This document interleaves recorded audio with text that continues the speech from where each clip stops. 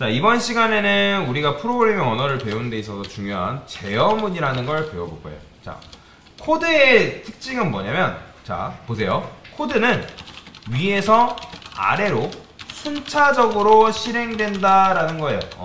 자, 이런 걸 이제 폭포수 형태라고 하는데, 폭포수가 우리가 위에서 아래로 흐르지, 아래에서 위로 폭포가 흐르지 않잖아요. 그죠? 무조건 코드는 위에서 아래로 순차적으로 실행이 되게끔 되어 있어요. 뭐 아래에서 위로 실행되거나 뭐 중간부터 실행되거나 그럴 수가 없습니다. 무조건 코드는 위에서 아래로 순차적으로 하나하나 읽어 들어간다라고 보시면 돼요. 자, 그런데 그 와중에 내가 중간에 어떤 특정 코드를 제어를 한다거나 아니면 특정 부분을 반복한다거나 그런 식으로 코드에 제어를 걸고 싶다라고 쓸 수 있을 때 바로 쓰는 게 제어문입니다. 뭘 쓴다고요? 제어문을 쓴다. 자, 제어문의 종류에 대해서 한번 알려볼게요. 제어문의 종류에는 조건문이라는 게 있고 반복문이라는 개념이 있는데 그 중에서 우리는 조건문에 대해서 한번 배워볼 예정입니다. 자, 한번 봅시다. 자, 그러면 제가 여기다가 age는 20이라 썼어요.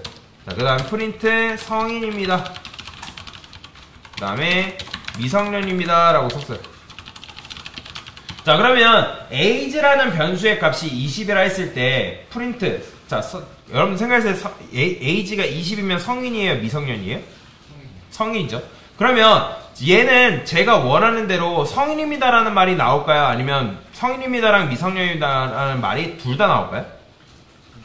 둘 다 나옵니다. 하나만 나오는 게 아니라 둘 다 나와요. 왜 그렇다고요? 코드는 위에서 아래로 순차적으로 읽어드리기 때문에. 근데 제가 원하는 건 뭐냐면 age라는 값이 20이라 했을 때 그 age 값이 20이기 때문에 성인입니다 라는 말이 나왔으면 좋겠고, age라는 값이 15라 했을 때 미성년입니다 라고 나오게 하는 게 저의 목표라는 거죠. 그럴 때 쓸 수 있는 게 바로 뭐다? 조건문이라는 걸 쓸 수가 있다. 조건을 걸 수가 있다는 거예요. 자, 그러면 조건을 어떤 식으로 가냐? 자, 보세요. 굉장히 중요합니다. 조건문은 이렇게 써요. if. 자, if가 무슨 뜻이죠? 만약에 뭐뭐 한다면 이라는 그 뜻을 가지고 있죠. if 쓴 다음에 여기다가 조건을 걸 수가 있는데 뭐 소가로 써도 되고 소가로 안 써도 상관없습니다. 파이썬 같은 경우는. 자, 여기다가 age가 그 다음에 자, 몇 살 이상을 우리가 성인이라고 한다고요? 그렇죠. 20살 이상을 성인이라죠. 그러면 여기다가 20 이상이라고 써줄 수 있어요.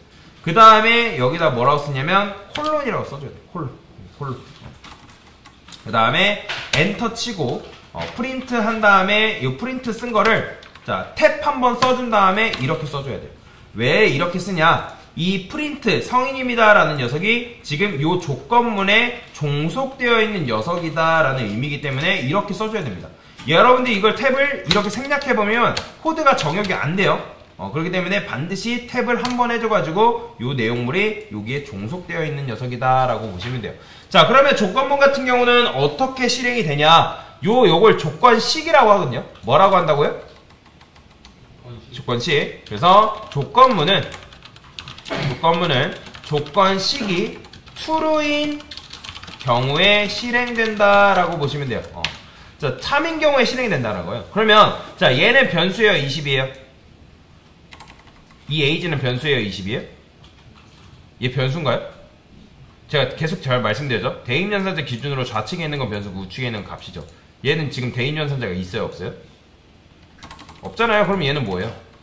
값이란 말이에요. 그러면 얘는 값 뭘로 봐야 돼요? 20으로 봐야 돼요. 그러면 20은 20보다 크거나 같다. 맞는 말, 틀린 말? 맞는 말이죠. 그쵸? 맞는 말이죠. 그러면 얘는 실행된 결과가 뭐가 되냐면 true로 바뀝니다. 이런 식으로. 그럼 true로 바뀌었을 때 성인입니다가 출력이 되겠죠? 자, 그러면 제가 여기다가 지금 true라 쓰고 출력하면 얘 출력될까요? 안 될까요? 출력이 됩니다. 보이죠? 자, 그러면 이 상태에서 제가 age는 20보다 크다. 그러면 여러분들이 이거 뭐라 했어요? 참이라고 분명히 얘기를 했죠? 그럼 실행해보면 성인입니다가 출력이 되는 걸 볼 수가 있죠. 자, 그러면 미성년 같은 경우는 몇 살 미만을 우리가 미성년이라 하죠?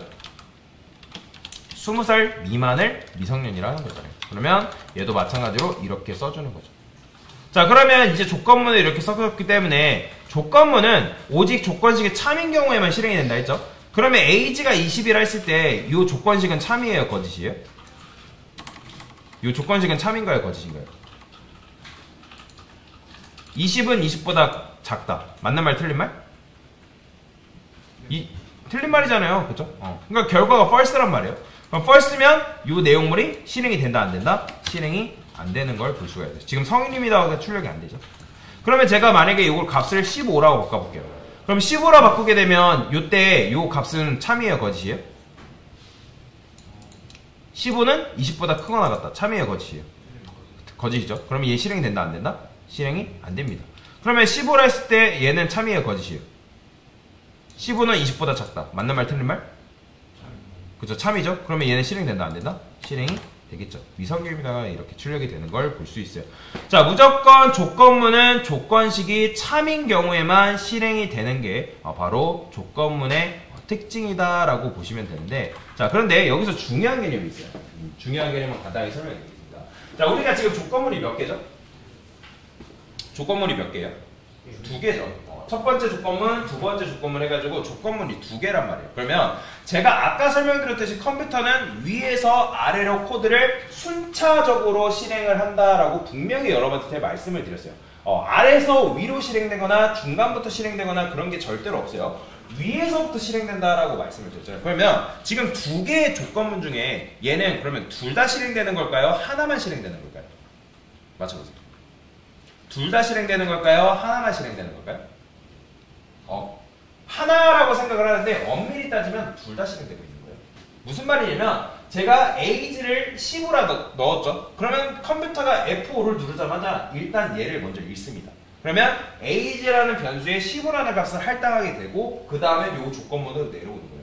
조건문으로 내려와서 계산을 해보니까 age가 지금 15라 했을 때 얘는 거짓이네? 라고 컴퓨터가 판단을 하겠죠. 그러면 제가 조건식이 거짓이면 이 안쪽에 있는 내용물을 실행한다, 실행하지 않는다? 실행하지 않는다라고 말씀드렸잖아요. 그게 조건문의 특징이기 때문에. 그 다음에 그러면 거짓이기 때문에 이 안에 있는 내용물을 실행을 안 해주고 이 밑으로 다시 내려와요. 이렇게. 그러면 여기서 15가 20보다 작네? 이 조건식은 참이네? 그렇죠? 참이기 때문에 이 내용물을 실행을 해준다라고 보시면 돼요. 이게 바로 조건문이 작동하는 방식이다라고 생각하시면 되는데, 근데 여러분이 생각했을 때 조금 뭔가 비효율적이다라고 생각이 들지 않나요? 그러니까 여기서 뭐가 비효율적이냐면, 자, 두 개의 조건문이 있는 건 좋다 이거예요. 근데 여러분들이 예를 들어서 시험 문제를 푼다고 생각해봅시다. 시험 문제의 보기가 뭐냐면 여러분들이 age 값에 따라서 올바른 값을 여러분들이 선택을 하는 게 여러분들한테 드린 문제예요. 그러면 여러분들이 보통 시험 문제를 푼다고 하면 1번, 2번, 3번까지 지금 1, 2번밖에 없지만 3번까지 있다 해볼게요. 정답은 오직 하나래요. 그러면 자, 여러분들이 문제를 풀 때 1번, 2번, 3번 순으로 푸나요? 3번, 2번, 1번 순으로 푸나요? 2번, 1번, 3번 순으로 푸나요? 보편적으로.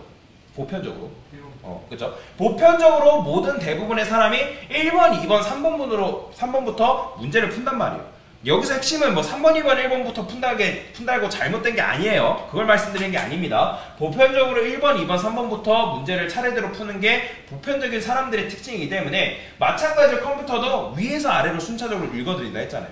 그러면 여러분들이 1번이 만약에 정답이에요. 정답은 하나밖에 없다 했잖아요. 1번이 정답이면 2번, 3번이 굳이 정답인지 아닌지 체크할 필요 있을까요? 없을까요? 없겠죠? 당연히 1번이 정답인데 여러분들 시간 없어 죽겠는데 2번, 3번 굳이 정답인지 아닌지 체크해요? 할 필요가 없다라는 거죠. 그죠? 자, 그러면 1번이 만약에 정답이 아니에요. 그러면 어디로 내려와요? 당연히 2번으로 내려오겠죠. 그러면 여러분들 2번이 정답이에요. 2번이 정답이면 2번 정답 체크하고 당연히 3번 봐요? 안 봐요? 안 보겠죠? 자, 그러면 여러분들 1, 2번이 정답이 아니래요. 그러면 1, 2번이 정답이 아니면 3번이 정답인지 아닌지 굳이 체크할 필요가 있을까요? 없을까요? 없는 거죠. 그죠? 왜냐면 1, 2번이 정답이 아니면 3번밖에 정답이 될 수밖에 없잖아요. 그죠? 자, 그런데 지금 이 코드는 어떻게 되어 있냐면 보기가 1, 2번이 있다 했을 때 지금 1번이 정답이 아니죠. 그렇죠? 근데 2번이 정답인지 아닌지 체크하고 있다라는 거예요. 마찬가지로 제가 만약에 요거를 20으로 바꿨어요. 20으로 이런 식으로 바꾸게 되면 얘는 당연히 위에가 1번 보기가 정답이잖아요. 근데 이게 정답임에도 불구하고 얘가 정답인지 아닌지 체크하고 있다는 거죠. 그러니까 이런 식으로 여러분들이 두 개의 조건문을 만들어주는 경우에는 이 코드가 조금 비효율적으로 실행이 된다라고 보시면 돼요.